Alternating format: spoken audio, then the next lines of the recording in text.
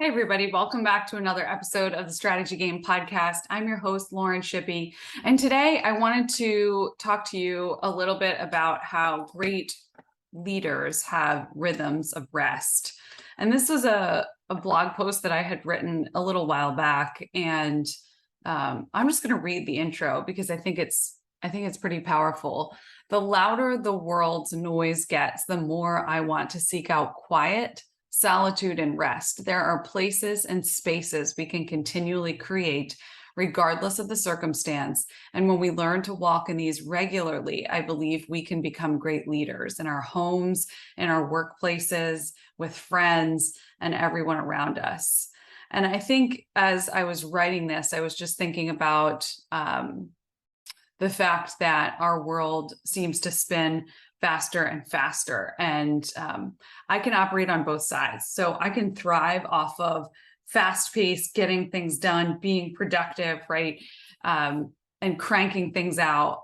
But I also have limits. I'm a human, and what I'm discovering and reminding myself of this year and many others around me is the fact that we are not robots. We are human beings and we have limits.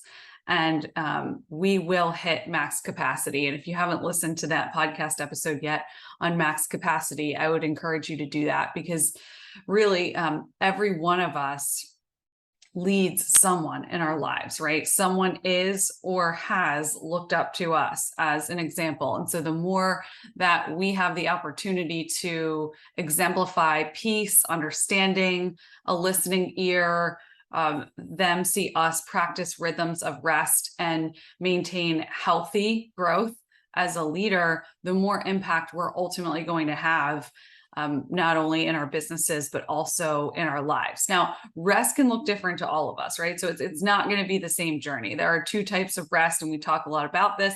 There's active rest and there's passive rest. And I believe that both are really needed for us to be able to adequately recharge, generate new ideas, and encourage those around us. So I'm going to pause here because I think that's important. Why do we need rest? You might be saying, I do just fine without rest. I get a lot of work done. I crank things out. I'm growing.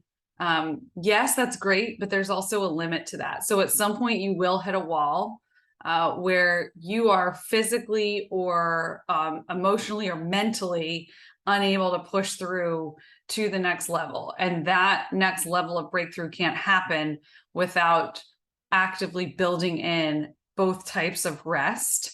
And I'll talk about what they are in a minute, but it allows us to recharge, right? So refueling is really important. If you think of literally the process of charging an electric vehicle, you have to plug it in. It has to sit still in order to recharge. It can't charge while it's moving. It's the same with us.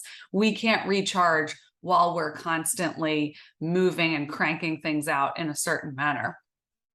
We can generate new ideas. So after a period of rest, we're refueled to be able to zoom out, see the bigger picture. I believe that's really important if we want to continue to make impact, if we want to continue to grow organizations, even if you are a part of a team all the way from an intern, to a COO level. It's important to be able to generate new ideas, because you might come back and say, as an intern, hey, I realize that I'm communicating this in a way that's not working with this person. How can I do this differently? And so after you've had a chance to sit back and reflect a little bit more, you might choose to do that differently and have success, right?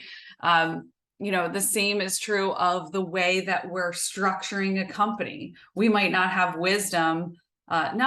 but we might not have the bandwidth at the moment, or we might be getting stuck and hitting a ceiling in terms of the best optimal structure for an organization as a COO. But after some periods of rest, maybe talking to others, whatever it is, active, passive, I'll talk about it in a minute, we might then get clarity on what it is that we're supposed to do, another piece of the puzzle.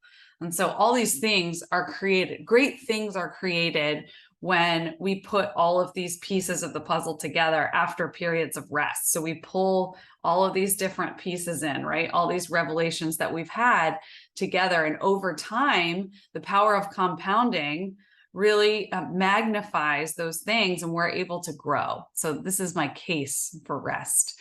So let's talk about both both avenues of rest. So active rest are things that you might enjoy doing regularly, like listening to podcasts. That's actually a type of active rest for me. When I can step away from the day-to-day operations of the company and listen while maybe I'm going for a walk or a run or a bike ride or hike or working out or being outside, right? Or listening to music, whatever it is for you, reading, right? So you might be learning something, but it's something different. So you've stepped away from, what you're currently doing in terms of operations, and you're learning something completely different, or you're just stepping into another space where you're hearing other voices. This can even look like just connecting with people, friends, mentors. I think that puts us in a different headspace, right? So it'll re-energize us. It will encourage us, leaving us in a place ready to welcome the next thing. And then there's also passive rest. So this is just as important. It looks like getting enough sleep, taking a nap, sitting on the couch sometimes, literally with nothing else in front of you, letting your thoughts float by on a cloud. Like, how often do you actually do that? Where your brain is just not continuously spinning, where you're constantly looking at your phone. How often are you putting it away? You're going away to your quiet place, whatever that looks like. Maybe it's in your backyard. I don't know. Maybe it's in your front yard. Maybe it's in your closet. Wherever it is, you've got to have that safe place that you go to that's quiet, that allows you to actually be able to process your thoughts. And so that's also just as important, just listening for the still small voice, that I believe really that's the place that wisdom comes from. And we can navigate through life and get clarity on things when we have enough passive rest. So you see why this active rest really tends to generate new ideas, encouragement, inspiration, and passive rest literally refuels us. That's that plug-in that we talked about. And so we need both.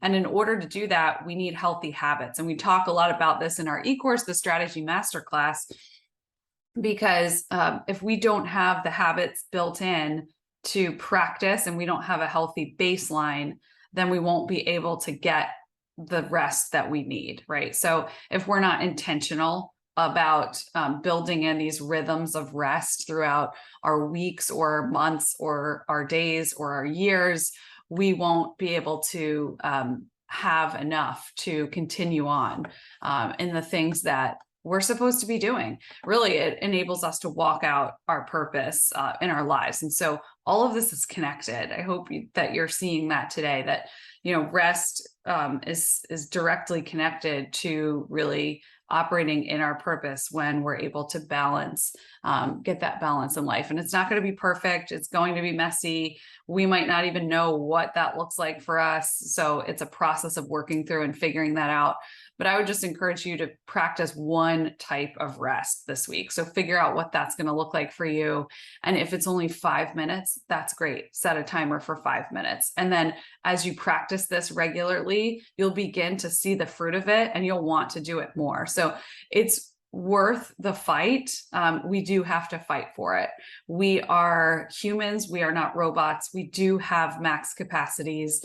So what does it look like for you to navigate that today? So thanks so much for listening in. As always, you can head to www.storywork.co for more.